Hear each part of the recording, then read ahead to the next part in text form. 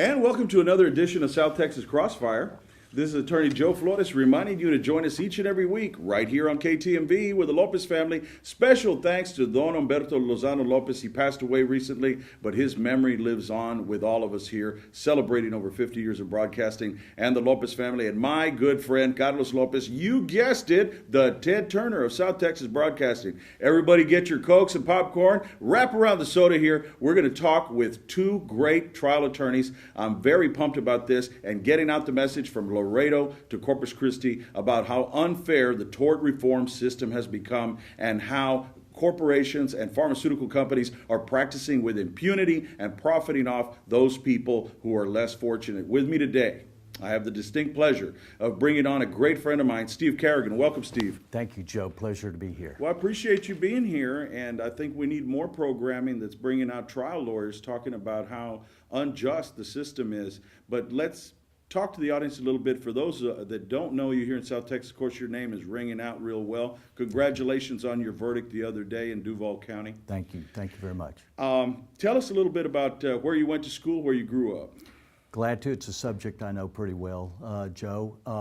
I'm born and raised in Houston, Texas, and still make, for the most part, my home there. My family is there, grew up there. I went off to school, a little school up the road in Austin, Texas, called University of Texas. Spent 7 wonderful years there. Graduated, both undergrad and law school, obviously. Went back to Houston, Texas. I started my legal career with a big law firm. They're one of the largest in the nation, Joe, called Fulbright and Jaworski. Spent 6 wonderful years there. Was doing well, but got an itch to do my thing my own way. And as you probably know, and your audience may know, at a big firm, the big firms represent the big companies. I did legal work for General Motors and Nissan, General Electric, Aetna Life Insurance, Union Pacific Railroad, the tire companies, on and on and on. But my real itch, my real passion, and quite honestly, I think it fits my personality better, was to represent not big companies who intended sometimes, unintended sometimes, injure or hurt people. I wanted to represent real people. I wanted to represent victims. And so I left the law firm in good standing. And since then, and for the next 24 years, Joe, I've had my own law firm, and I've represented primarily victims of horrific tragedies, of, again, some intended consequences, sometimes unintended consequences, negligent acts of corporations, entities, and individuals. And I do that throughout South Texas. I have law offices in Houston, Corpus Christi, as you know, Laredo. Spent a lot of time further south in McAllen and Brownsville, San Antonio, and Victoria. And you know, after 30 years, Joe, I'm blessed. 1, I have a great staff. 2, I still like what I do, and I still have a passion for what I do and representing people, and I'm driven and motivated when I can help somebody deserving. Well, I tell you what, I mean, we need everybody we can get our hands on. I went to the TTLA deal that was going on there in Houston, Texas Trial Lawyers Association, and we are just under siege. And it's not just us as lawyers. We're an easy target, but if you try to separate lawyers from their clients, you get what? Yeah. The door being closed at the courthouse. And that's what's going on around here. And that's what this show's about, to get out that message. Now, let me ask you this. With the tort reform, a lot of people don't understand what went down in 2003. They thought, we're losing our doctors, and they put caps on medical malpractice. But that was just the beginning.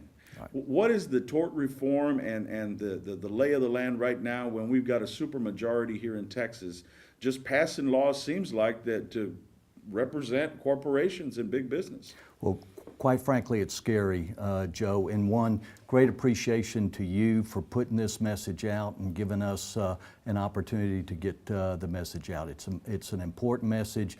It's a message that needs to be heard. And it's a message that hopefully will be heard, understood, and empower and impassion people to take action, because action needs to be taken immediately to stop this very dangerous trend. And the dangerous trend that we're talking about is taking away from victims their rights to seek attorneys, to seek redress, to seek legal compensation for when they've been wrong. And what's dangerous about the trend and the kind of common theme or objective that we see in the trend is to take this very necessary power of juries, 12 people, 12 citizens of my peers and your peers that make these decisions. And what we see in this trend started, as you mentioned, back in 2002, Joe, and it's just increasing.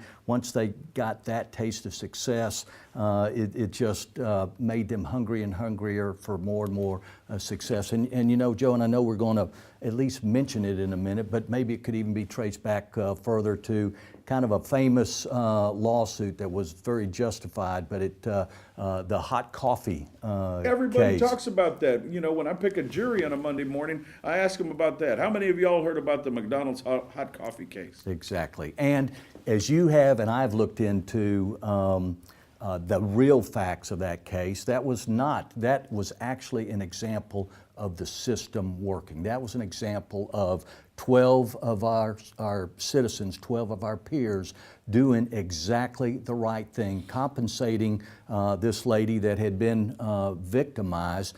And Joe, as you know, what juries do and have for many, many years, and that's why our current government here in Texas and big businesses and industries want to take this power away from juries, that jury made changes. As you and I know, finally when the jury spoke and told a very arrogant McDonald's that this practice of serving this coffee so hot that the instant, in a split second, that would touch skin or your clothing, it would leave you with third-degree permanent and very ugly scars. The McDonald's finally acted. It took a jury to address the issue, it took a jury to speak, and it took a jury to make McDonald's change. But change they did. But that's what's alarming about this trend is they take whatever, if it's caps on damages, or as you know, Joe, what you go to any place and you sign a receipt, you buy something, you contract for services, and what's it going to have in it? It's going to have an arbitration clause in it. And why do all these, everything we sign and we don't even know we're signing up for it, why do they all have arbitration clauses in it? Again, to take the power away from juries. 12 citizens, 12 of our peers, to make these very important decisions. And that's what's alarming.